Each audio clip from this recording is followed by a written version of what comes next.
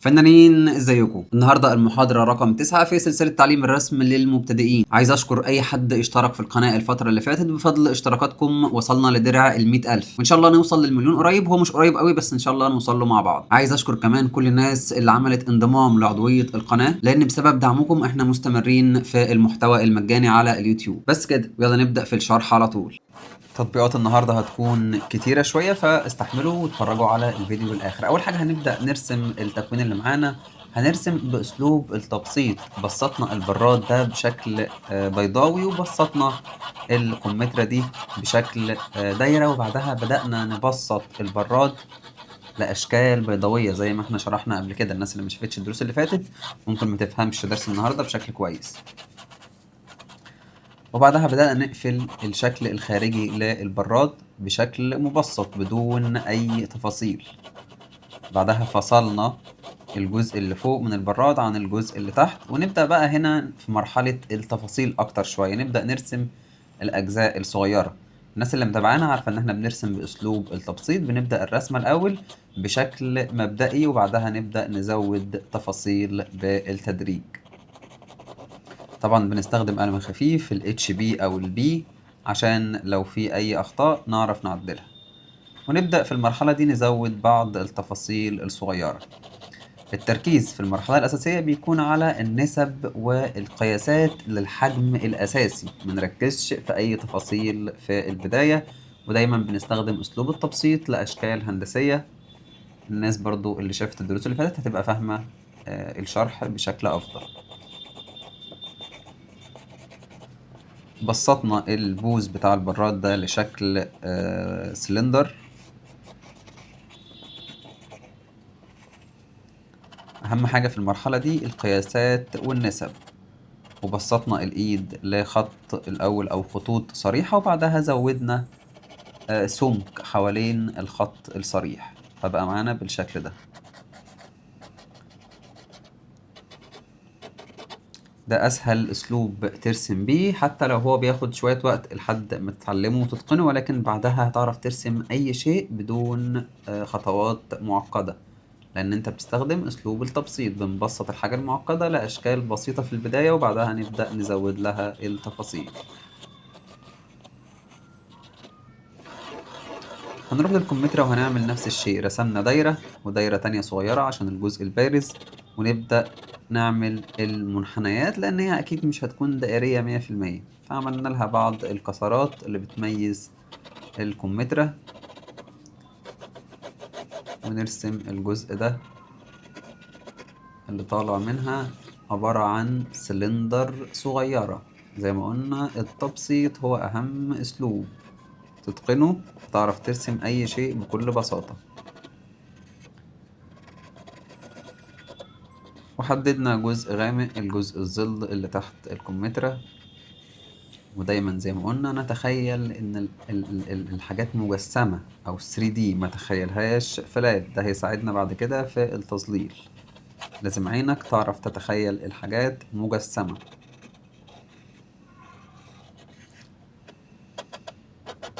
نرسم بشكل بسيط القماش اللي موجود تحت العناصر. ده هيدي تأثير كويس للتكوين. ونرسمه برضو بكل بساطة، مش لازم نركز على أي تفاصيل في البداية لأننا بنزود التفاصيل في مرحلة التظليل.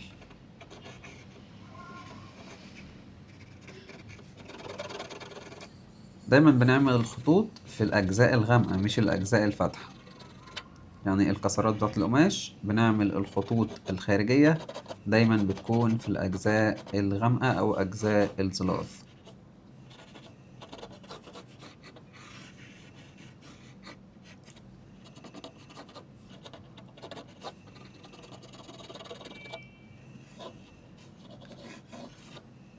هنا حددنا شكل الظل اللي موجود تحت الكمثرى. بس كده وبكل بساطة نكون رسمنا الأوتلاين أو التخطيط. وأهم حاجة تركز عليها في مرحلة الأوتلاين إن أنت تظبط النسب والقياسات. التفاصيل الصغيرة كلها سيبها لمراحل التظليل. نبدأ ناخد تكوين تاني. هنبسط برضو نفس التكوين. هنعمل خطوط وأشكال بيضاوية بسيطة. لأن أي شكل أقرب للسلندر بنبسطه لسلندر، وأي شكل أقرب للدايرة بنبسطه لدايرة، وأي شكل أقرب للشكل البيضاوي بنبسطه لشكل بيضاوي. كأنك بتحاول تشوف التكوين بدون تفاصيل في البداية عشان تعرف تظبط النسب والقياسات. التفاحة اللي معانا دي برضو هنبسطها لدايرة، ودايما بهتم بالعناصر الرئيسية الأول، وأخلي العناصر الصغيرة أو القماش اللي تحت العناصر أو الحاجات دي أخليها في المرحلة التانية. برسم في الأول العنصر الأساسي أو اللي حجمه مؤثر في التكوين اللي معايا.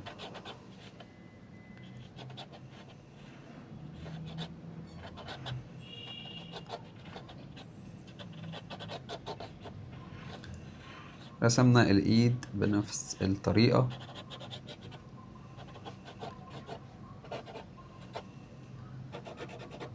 ودايما نبدأ التخطيط بدرجة أو نخف إيدينا قوي، وبعد ما نتأكد إن التخطيط مظبوط نبدأ نغمق أكتر شوية أو نضغط على القلم عشان نأكد على الخطوط.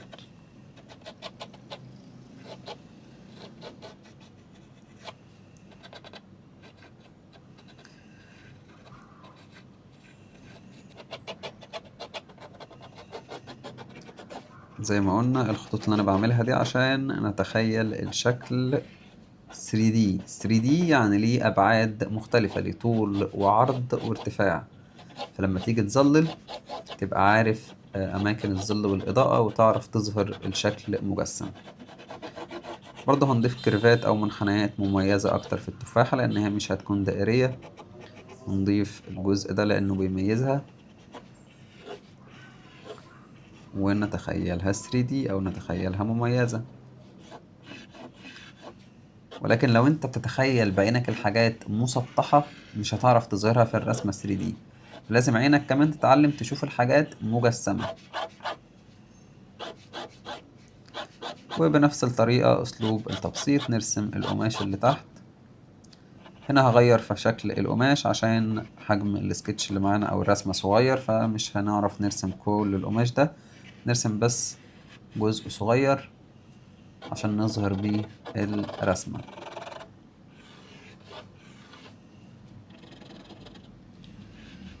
زي ما قلنا دايما بعمل خطوط القماش في الأماكن الغامقة أو أماكن الظلال، وممكن أضيف طبقة تظليل بسيطة في الأجزاء الغامقة عشان أبدأ أتخيل الشكل أكتر.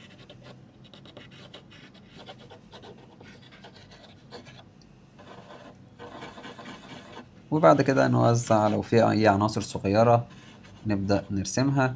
طبعا العناصر كل ما تكون أقرب للعين بتكون كبيرة، وكل ما تبعد بتكون أصغر شوية.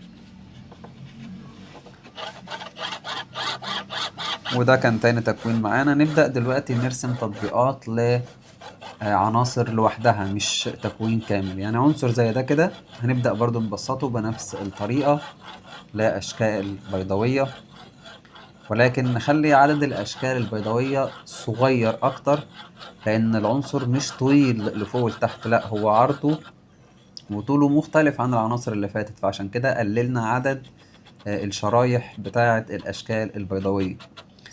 فاللي نفهمه من هنا إن احنا نعرف نتحكم في طول وعرض العنصر بالأشكال البيضاوية اللي احنا بنبسط بيها.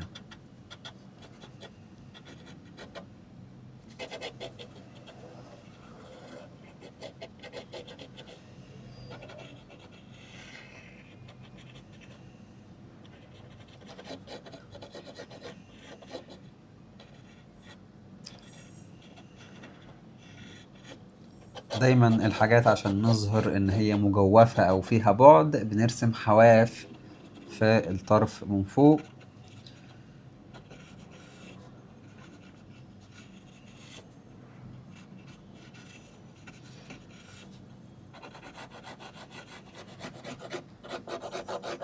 ونأكد على الخطوط الرئيسية بدرجة أغمق أو بضغطة أغمق شوية.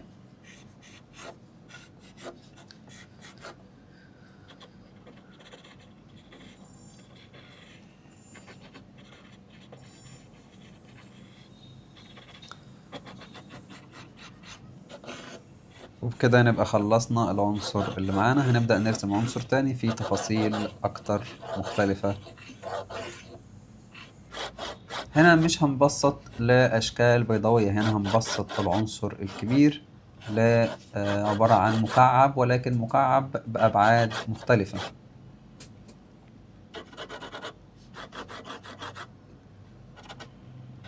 وهنشوف دلوقتي ازاي هنحول الشكل الهندسي البسيط للعنصر اللي معانا، لأن التبسيط للأشكال الهندسية بيخلينا نعرف نرسم الأجزاء مجسمة، لأن احنا بنحدد الأسطح المختلفة للجزء اللي احنا بنرسمه.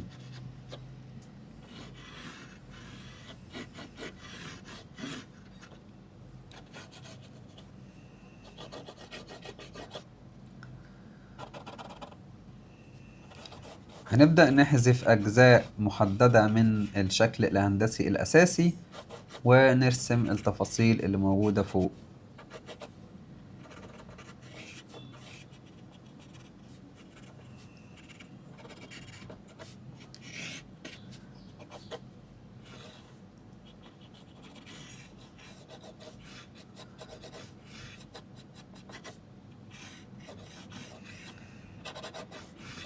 في أماكن الظلال زي ما اتفقنا ممكن نضيف لها تظليل بسيط عشان نعرف نتخيلها بعينينا مجسمة أو 3D.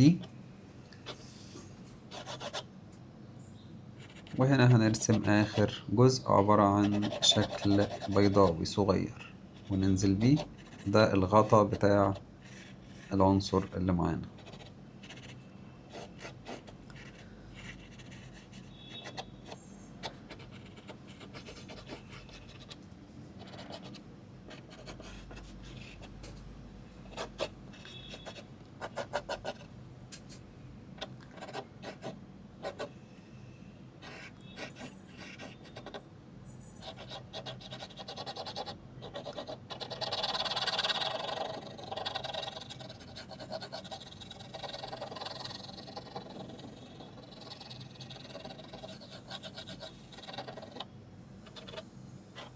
نضيف تظليل بسيط في الأجزاء الغامقة عشان نتخيل الشكل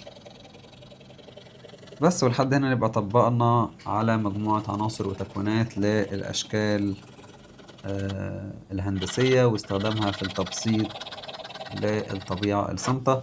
تقدروا طبعا تطبقوا على أشكال أكتر بكتير أوي. أنا متأكد إن ناس كتير مش بتحضر الفيديوهات للآخر، الفيديو بيكون تقريبا 15 دقيقة، ناس بتشوف اول دقيقة او دقيقة ونص وما تكملش الشرح، فاي حد ما بيشوفش الشرح للاخر مش هيستفيد بشكل كامل. فاتمنى تطبقوا بشكل كويس وهاتوا صور كتير لعناصر بنفس الاسلوب وطبقوا على صور اكتر، بحيث ان انت كل ما هتطبق على صور وعناصر مختلفة كل ما هتستفيد معلومات جديدة. والناس اللي وصلت لحد هنا في الفيديو اكتبوا لي اساميكم في التعليقات عشان اعرف الناس اللي بتشوف الفيديوهات للاخر. وهسيبكم مع العنصر الاخير تتفرجوا وتطبقوا بهدوء، وزي ما اتفقنا هاتوا صور لعناصر اكتر من على بنترست وطبقوا اكتر. واشوفكم على خير الدرس اللي جاي.